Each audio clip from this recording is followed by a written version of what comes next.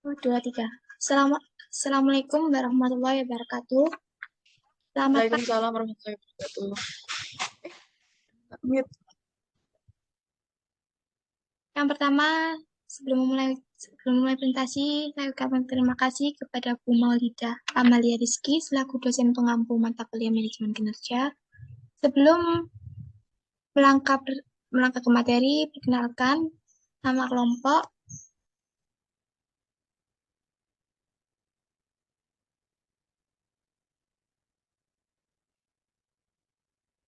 Kami terdiri dari 3 anggota. Yang pertama saya sendiri, Sofia Rahmawati. Yang kedua ada Firdani Amatul Karimah. Yang ketiga ada Tiara Iqmaliana Agnes. Di sini kelompok kami akan mempresentasikan mengenai keluaran organisasi. Sebelum sebelum melangkah ke materi, saya akan memberikan terlebih dahulu apa itu sedikit manajemen kinerja. Manajemen kinerja adalah suatu kegiatan manajerial yang bertujuan untuk memastikan bahwa sarana organisasi telah tercapai secara konsisten dengan berbagai cara yang efektif dan efisien melalui proses perencanaan, pelaksanaan, evaluasi, dan penelitian kinerja perangkat organisasi tersebut. Jadi, yang dimaksud dari ini, kinerja ini yang dimaksud selain proses kinerja ini perlu diperhatikan sebuah instansi atau organisasi kinerja dalam sebuah instansi juga perlu diperhatikan. Berikut ini adalah sistem manajemen kinerja, yakni terdapat kerangka kerja, yakni framework. Yang pertama ada variabel kinerja, keterkaitan, dan kaji banding.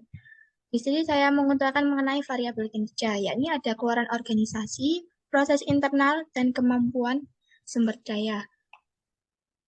Selanjutnya, saya akan menjelaskan lebih dalam mengenai keluaran organisasi. Next.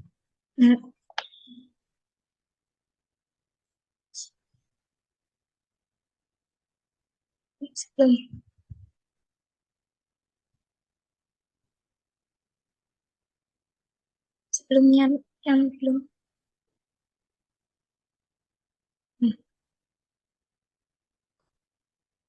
Variabel kinerja keluaran organisasi pada dasarnya terbagi dua, yaitu ada variabel keluaran finansial dan variabel keluaran non-finansial. Apa sih keluaran finansial? Merupakan suatu perhatian investor atau pemegang saham yang berkaitan peningkatan nilai yang ditanamkan. Pentingnya variabel finansial ini, sehingga seringkali variabel kinerja finansial ini menjadi satu-satunya fokus perhatian untuk dikelola banyak perusahaan di dunia. Bahkan, the balance control hanya menyatukan perspektif kinerja sebagai salah satu ukuran keluaran organisasi.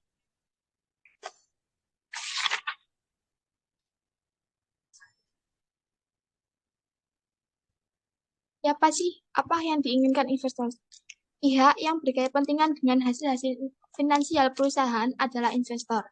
Lalu, apa sih yang diinginkan oleh investor? Yang pertama ada return, yaitu pengembalian modal yang ditanamkan dalam bentuk capital gain.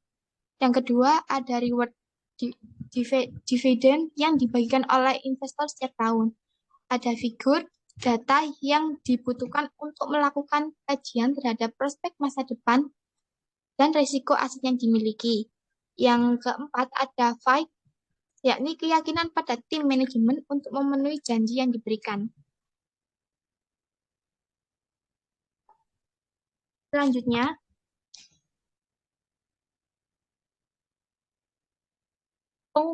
sebelum melangkah ke selanjutnya, pengukuran kinerja perusahaan berkaitan pada investor yang menggunakan metode ADT, CA, dan lain-lainnya. Dr. Richard Barker, adalah salah satu para ahli dan manajer keuangan. Biasanya dijadikan pijakan dalam memberikan nasihat kepada investor. Jadi, untuk melakukan sebelum kita melakukan investor, kita itu butuh terlebih dahulu nasihat para ahli seperti manajer keuangan terlebih dahulu untuk memastikan bahwa kita benar-benar akan menginvestasikan kepada perusahaan tersebut. Nah, ada beberapa metode yang sederhana dalam mengambil keputusan investasi yang diterapkan oleh Dr. Richard Barker. Yang pertama ada price atau earning ratio, yakni yang disebut rasio harga atau pendapatan. Yang kedua ada dividend yield, yakni dividen yang dibagi. Kemudian ada return of capital employed, yakni adalah pengembalian atas modal yang ditanamkan.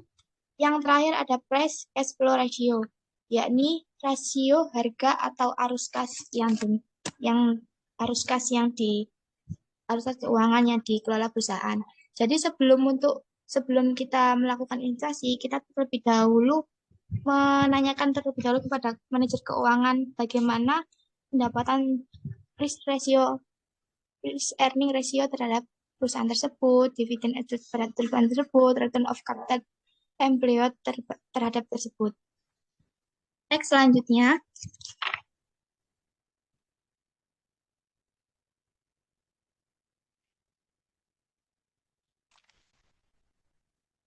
dalam dalam investasi kita pasti membutuhkan profitabilitas, yakni mengidentifikasi tingkat efisiensi perusahaan dalam menggunakan asetnya. Ada beberapa rasio finansial yang mempresentasikan profitabilitas beserta formulanya sebagai berikut. Di sini ada sales to total asset, yakni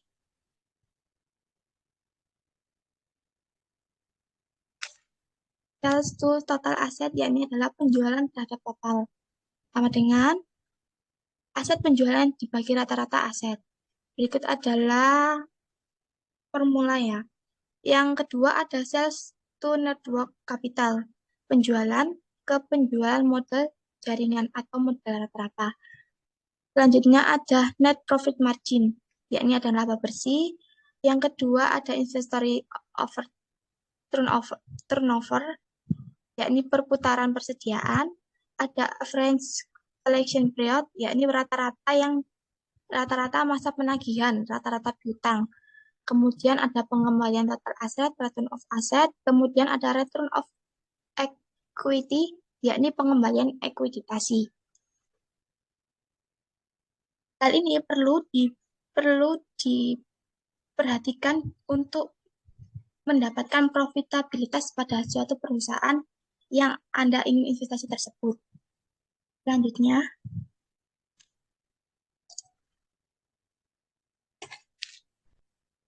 nah, di sini ada sebuah variabel kinerja finansial yang umumnya dipakai dalam perusahaan, baik itu perusahaan bidang manufaktur, jasa, pendidikan, maupun kesehatan yang dapat diringkas sebagai berikut. Berikut ini ada dalam suatu perusahaan pasti ada variabel kinerja. Di sini saya sebutkan yakni ada perusahaan manufaktur. Variabel kinerjanya seperti rasio manajemen aset, ada rasio probabilitas, ada rasio likuiditas, rasio market share, market pasar posisi, kemudian pertumbuhan bisnis. Kemudian saya lanjutkan kepada lembaga pendidikan yang memiliki variabel kinerja pada pertumbuhan anggaran, budget growth, yakni selanjutnya ada non-style budget growth, yakni pertumbuhan. Selanjutnya ada uang sekolah dan biaya tahunan dibandingkan dengan pesaing, ada jumlah nilai beasiswa. Selanjutnya di lembaga kesehatan memiliki variabel kinerja beda, yakni ada pertumbuhan bisnis, posisi pasar, ada saham, rasio likuiditas, rasio probabilitas, dan selanjutnya rasio manajemen aset. Berikut tadi adalah suatu bidang usaha yang memiliki variabel kinerja kunci tersendiri-sendiri. Selanjutnya akan dijelaskan oleh Mbak Tiara. Pertanyaan, Yang selanjutnya adalah variabel kinerja non-finansial. Variabel kinerja non-finansial adalah variabel-variabel yang memungkinkan terjadi selain faktor keuangan seperti pelanggan, pemerintah, dan masyarakat, dan juga ada pemasok. Yang pertama, kita akan membahas faktor kinerja non-finansial dari pelanggan. Jadi, manakah yang lebih penting bagi perusahaan antara investor atau pelanggan? Dalam menjalankan sebuah badan usaha atau sebuah perusahaan, seringkali perusahaan tidak bisa lebih mementingkan mana yang lebih penting antara investor atau pelanggan. Perusahaan harus bisa memberikan kepuasan terhadap keinginan dan kebutuhan investor, juga harus mementingkan kepuasan terhadap keinginan dan kebutuhan pelanggan. Jadi kebanyakan dari pelanggan menginginkan sesuatu yang cepat, baik, murah, dan mudah dari perusahaan dan juga dapat memenuhi kebutuhan mereka. Begitu juga dengan investor. Investor membutuhkan kepuasan dan keuntungan dari perusahaan di mana dia berinvestasi. Eh, Selanjutnya adalah 10 dimensi layanan ya pada pandangan pelanggan terhadap kualitas layanan.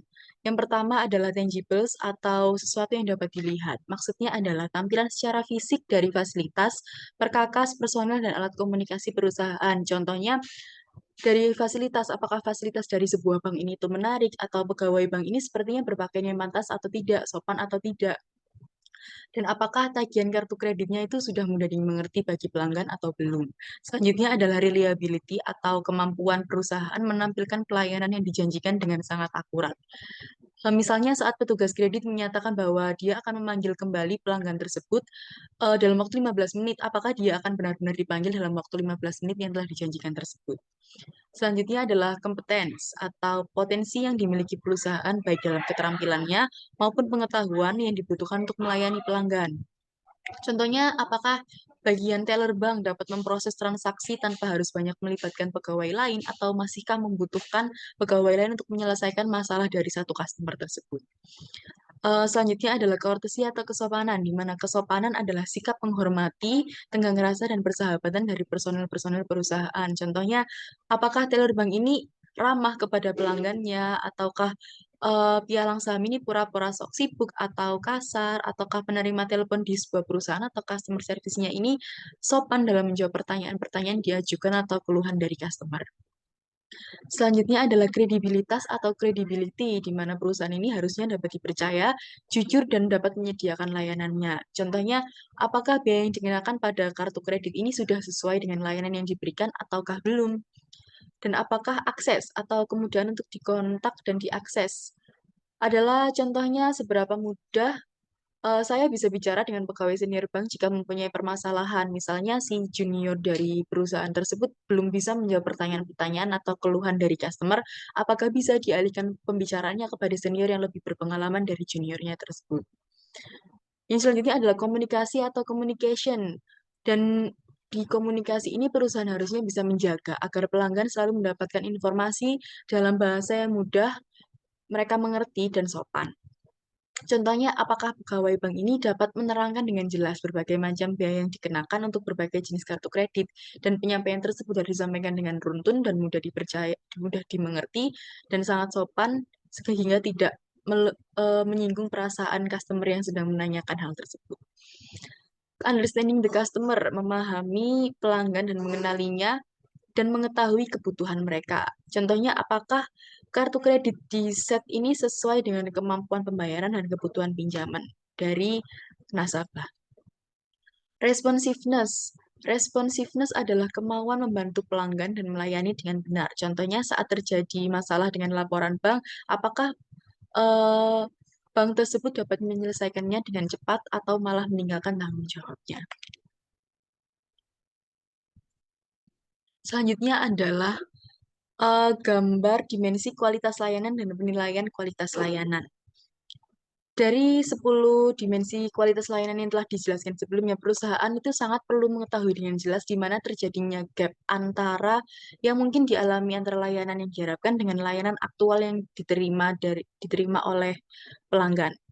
Dalam menilai kualitas ini diberikan perusahaan pelanggan akan mengombinasikan antara informasi dari mulut ke mulut, kebutuhan individu, pengalaman masa lalu, dan informasi yang merupakan hasil dari komunikasi eksternal dengan pihak-pihak lain, seperti yang digambarkan dalam tabel ini.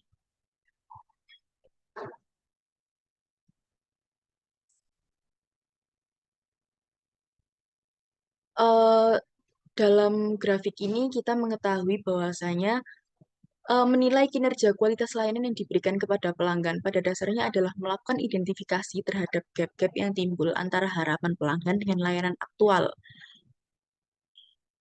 Para suraman dan kawan-kawan menemukan beberapa perbedaan prioritas kualitas layanan yang diharapkan pelanggan dari berbagai jenis usaha berbeda.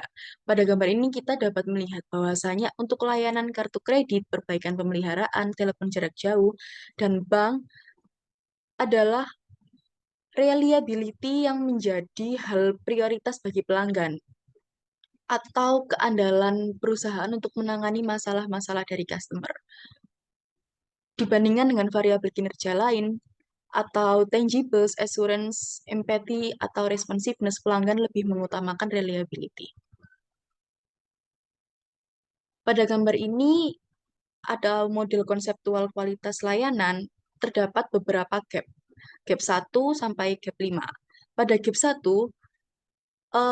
terjadinya tidak mengetahui harapan pelanggan. Masalahnya tidak memiliki survei pasar yang memadai. Faktor penting yang mempengaruhi hal tersebut terjadi adalah lemahnya orientasi survei pasar, komunikasi lebih lanjut yang kurang mencukupi dengan pelanggan, dan terlalu banyak level dalam struktur organisasi. Sedangkan gap 2 terjadi karena standar kualitas layanan yang keliru, di mana masalahnya adalah komitmen manajemen yang tidak memadai terhadap kualitas pelayanan. Faktornya adalah komitmen pihak manajemen yang tidak memadai terhadap kualitas layanan, standarisasi yang tidak mencukupi, dan tidak adanya penetapan tujuan atau absence of goal setting. Gap 3. Gap 3 terjadi karena kinerja layanan, di mana masalahnya adalah ketidakjelasan aturan main dari perusahaan.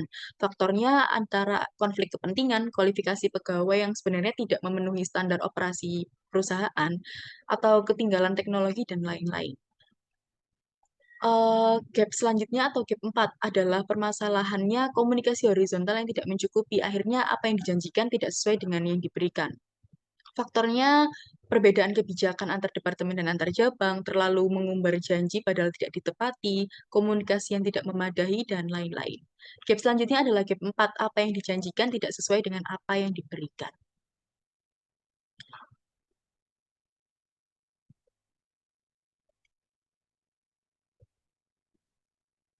Selanjutnya adalah variabel kinerja yang berkaitan dengan pelanggan. Yang pertama adalah customer satisfaction atau kepuasan pelanggan, customer retention atau mempertahankan pelanggan yang sudah ada, customer acquisition atau memperoleh pelanggan baru, customer profitability atau keuntungan yang dihasilkan dari pelanggan, dan pangsa pasar atau market share, dan selanjutnya adalah account share atau pangsa bisnis.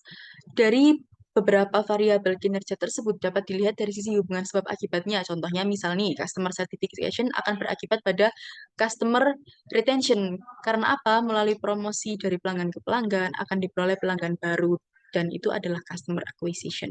Dengan customer retention, perusahaan ini akan mampu meningkatkan pangsa pasar bisnisnya atau account share. Jadi, beberapa variabel ini adalah saling keterkaitan atau saling berkesinambungan. Selanjutnya adalah manajemen pelanggan. Manajemen pelanggan adalah proses mempertahankan pelanggan, pemilihan pelanggan, merupakan proses manajemen yang membantu perusahaan untuk mengakuisisi, mempertahankan, dan menumbuhkan hubungan jangka panjang yang menguntungkan dengan pelanggan. Pada pemilihan pelanggan, prosesnya dimulai dengan memberi pasar ke dalam segmen-segmen, kemudian menentukan segmen yang menjadi sasaran agar perusahaan dapat berkonsentrasi di segmen tersebut. Akuisisi pelanggan. Dalam proses akuisisi pelanggan ini, tujuannya adalah untuk mengomunikasikan nilai perusahaan, mengakuisisi pelanggan baru, dan membangun hubungan dengan dealer atau distributor. Mempertahankan pelanggan. Mempertahankan pelanggan, pada titik ini perusahaan harus berusaha mempertahankan pelanggan yang telah dimilikinya, karena lebih mudah bagi suatu perusahaan untuk mempertahankan pelanggan yang sudah dimiliki dibandingkan dengan harus mencari lagi pelanggan baru. Ukuran yang selanjutnya adalah pertumbuhan pelanggan. Pertumbuhan pelanggan dapat dilakukan dengan cara akuisisi pelanggan baru atau meningkatkan share pembelian produk oleh pelanggan yang telah dimiliki. Tujuannya adalah untuk cross-sell customers, partner dengan pelanggan, dan soluting selling. Selanjutnya akan dilanjutkan oleh Firda Nikmatul Karimah. Pemerintah dan masyarakat. Ada beberapa isu penting yang menyangkut kepentingan pemerintah dan masyarakat yang berkaitan dengan perancangan variabel sistem manajemen kinerja dapat diterangkan secara ringkas sebagai berikut. Pemerintah beberapa faktor yang berkaitan dengan aturan pemerintah dapat dilihat dari fenomena berikut. Ada peningkatan privatisasi pada BUMN membutuhkan perancangan variabel kinerja yang spesifik karena perbedaan dari kedua badan tersebut, di mana BUMN biasanya masih mengemban misi sosial yang besar, sedangkan perusahaan privat biasanya lebih menitik beratkan pada aspek kapital semata. Ya, ada yang kedua, perlindungan yang lebih besar terhadap kepentingan publik, misalnya product liability dan environmental concerns. Dengan adanya perlindungan kepentingan publik ini, perusahaan dituntut untuk mengelola kinerja yang berkaitan dengan perlindungan lingkungan, kesehatan masyarakat sekitar, dan sebagainya. Yang ketiga, peningkatan perlindungan terhadap karyawan, kepedulian terhadap keselamatan dan kesehatan kerja semakin meningkat sejalan dengan tumbuhnya paradigma bahwa karyawan merupakan aset yang paling berharga milik perusahaan. Oleh karena itu, variabel kinerja yang dirancang haruslah mengakomodasikan aspek kesehatan dan keselamatan kerja ini. Dan yang terakhir ada peraturan anti monopoli. Adanya peraturan anti monopoli mengharuskan perusahaan selalu waspada terhadap pesaing yang ada. Hal ini juga harus dapat dimonitor melalui penguasaan pangsa pasar. Di negara-negara maju, penguasaan pangsa pasar yang terlalu besar sehingga mematikan pesaing yang lain akan dikenai penalti. Dan yang kedua, ada pihak lain yang kritis. Masyarakat, kelompok atau penekan, atau oposisi lembaga swadaya masyarakat, media massa menjadi penting untuk diperhatikan karena akan mempengaruhi kinerja perusahaan dari pandangan publik. Oleh karena itu, sangat baik jika dalam sistem manajemen kinerja yang dirancang juga dapat mengakomodasikan variabel-variabel kinerja yang mempresentasikan kepentingan mereka. Yang ketiga, ada kepedulian sosial. Kebijakan untuk memperhatikan lingkungan hidup memberikan keuntungan yang nyata pada shareholder value, membantu menstimulasi inovasi, meningkatkan efisiensi perusahaan melalui pengelolaan sumber energi dan bahan baku yang ramah lingkungan. Oleh karena itu, kepedulian sosialisasi tidak lagi diartikan secara sempit sebagai bagian pengorbanan perusahaan. Justru saat ini menjadi perhatian banyak perusahaan untuk meningkatkan daya tawarnya. Dan yang keempat, ada malpraktek. Untuk menghindari malpraktek, bisnis dan monopoli oleh industri yang menyebabkan penurunan citra perusahaan ataupun mendatangkan kesulitan lainnya. Hendaknya para eksekutif mendahulukan etika bisnis dalam bagi pengambilan keputusan bisnis. Hal ini diperkuat oleh beberapa regulasi yang ekuivalen di negara lainnya, terutama dalam masalah informasi finansial, yang mengharuskan untuk terbuka bagi seluruh investor. Dan yang terakhir ada reputasi perusahaan. Perusahaan-perusahaan sekarang ini haruslah lebih siaga, lebih waspada dalam memonitor aktivitas, terutama bagian terdepan pada kerajaan bisnis mereka, dan lebih peduli terhadap supply chain mereka untuk memelihara reputasi perusahaan. Reputasi membutuhkan waktu yang lama untuk membangun, tetapi dapat ambruk dengan sangat mudah. Untuk itu, memerlukan suatu cara yang dapat membangun hubungan yang saling mempercayai, bukan hanya dengan memperluas kebijakan yang berhubungan dengan hal itu, tetapi juga dengan berfokus pada segenap komunitasnya. Next.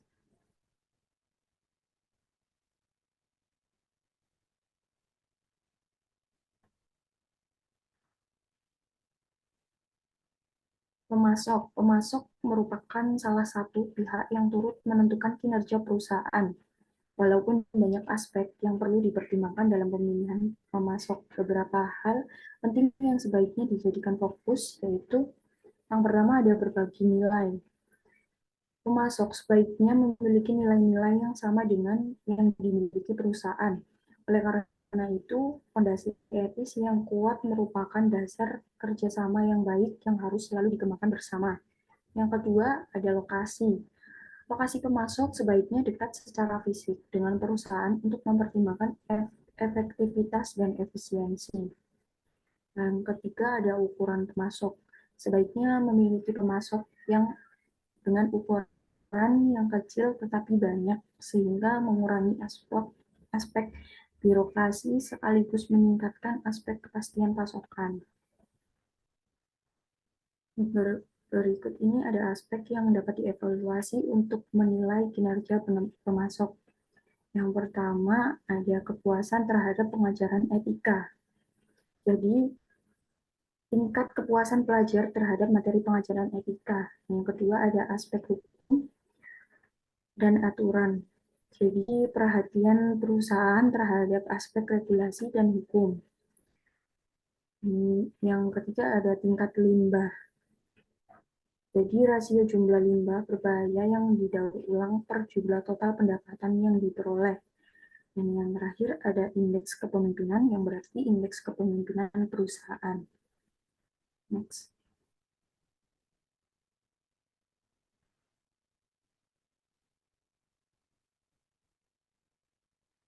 Jadi kesimpulannya yang pertama, langkah-langkah mengembangkan variabel kinerja pada perspektif keluaran organisasi dibedakan menjadi dua aspek, yaitu finansial dan non-finansial.